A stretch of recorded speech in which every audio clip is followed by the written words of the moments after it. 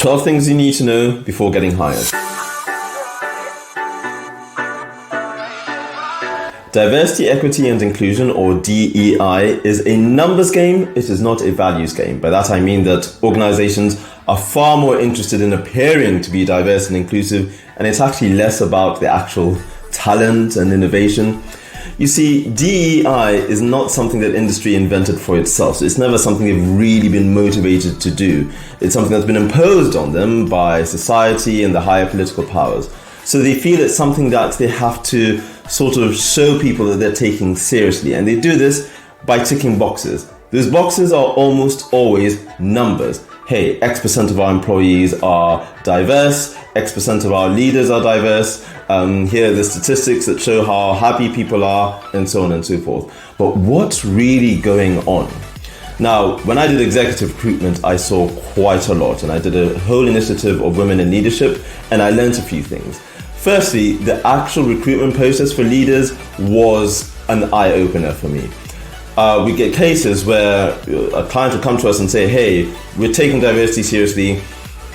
We have this new vacancy for a CIO or CTO for the region of Florida, or EMEA or whatever, and it needs to be a woman. Go find this woman. We'd find them a woman, and they'd hire this woman, but that woman would leave within about 18 months to 2 years. Why? Because we began to see that diversity, equity and inclusion is about perception, how people are seen. Women are just not seen as leaders. Women are not seen as good. They're just not taken seriously. Many times these women would be the most qualified people in a leadership meeting with other male peers, but their views just wouldn't be taken seriously. They're just not seen as competent. There's a common saying that men need to tick 6 out of 10 boxes to appear to be competent, and women need to tick 11 out of the 10 boxes to be seen as competent, or at least as equal to their male peers. And that happens even more so in leadership. Or we get other assignments where, by the way, this happened almost all the time. We'd give them a short list, it'd be about 2-3 months in, and they'd say, hey, HR need us to interview some diverse candidates before you move forward. It's just one of these laws or whatever. So go find us some diverse candidates. And so we're like, okay, fine, we'll find diversity for you. And we would find 1 or 2 people who are very good, at least as good as people on the short list. But they never get past the first interview.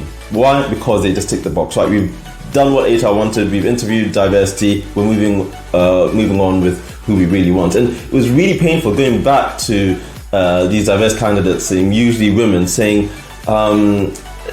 sort of trying to make up a reason on the behalf of the client, because the client didn't care. Because we had told this candidate, hey, you're going to be really good. We actually think you make it way to at least a final round.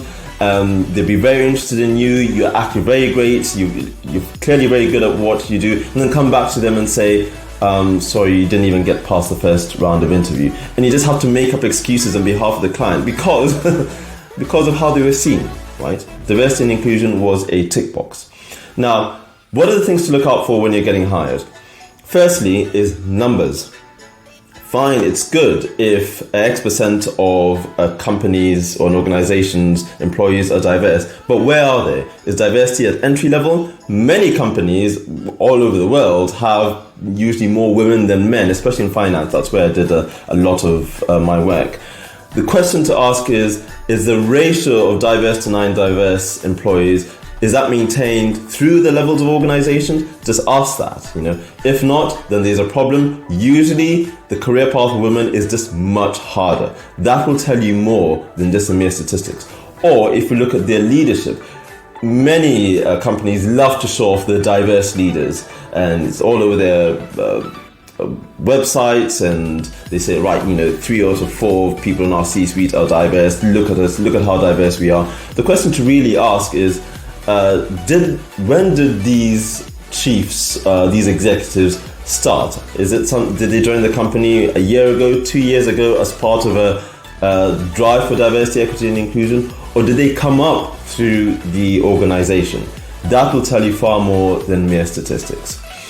And I'm going to finish with a personal story that just sort of highlights the difference between the numbers, the box ticking and so on, and the actual reality. So I worked for a huge organization in the UK, huge, very famous. I have to be anonymous in this video.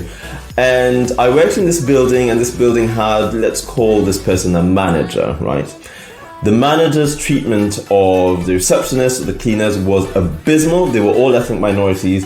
And whenever I told these guys to complain, they said they couldn't. We will lose our jobs and we just have to put up with this. We don't want to, we've got families and so on. And so eventually I complained on their behalf, and I told the manager's boss, like, hey, there's something going on here. You don't need to make too big a deal about it, but these guys are treated really badly. There's a bad feeling in the building amongst staff who we talk to. What should we do? What's the best way of doing this? Maybe this guy needs to go through some training.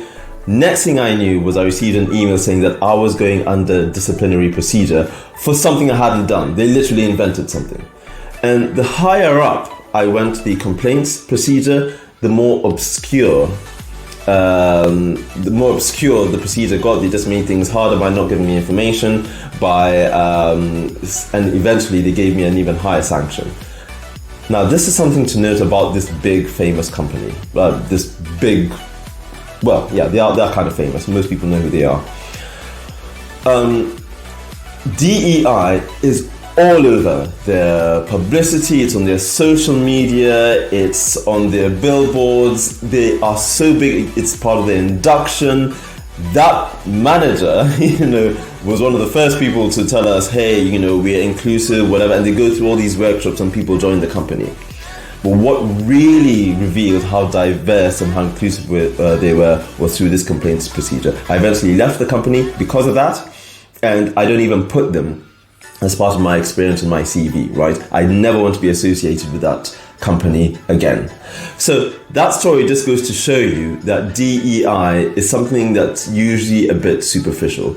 If people come and tell you exactly why they are diverse or why they're inclusive, you need to ask more penetrating questions. And the last thing to say is, if a company doesn't have diverse, a whole list of employees who are ethnically from ethnic minorities or women, etc., it doesn't mean that they are not inclusive, right?